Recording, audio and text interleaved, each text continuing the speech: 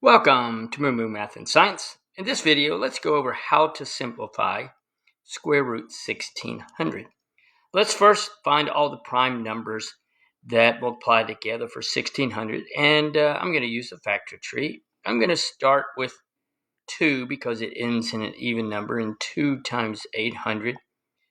I just like to use 2 because I think it's pretty easy. 2 times 800 is 1600. I'm going to circle 2 because it's prime. Now, if I would like, why don't we just go 10 times 80? Neither one of these are prime. And then for 10, it's 5 times 2. They're both prime. Now for 80, why don't we go 8 times 10? 8 is 4 times 2.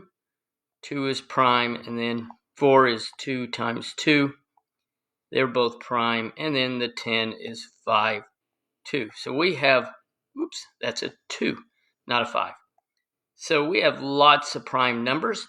So let's go ahead and write it under the square root sign.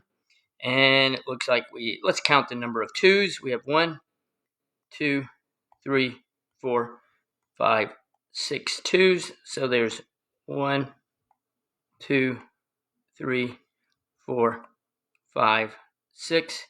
And it looks like 1, 2 5's.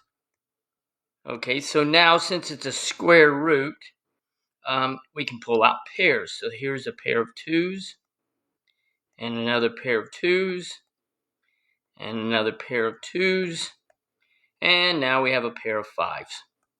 So now we can multiply this together. 2 times 2 is 4. 4 times 2 is 8. 8 times 5 is 40.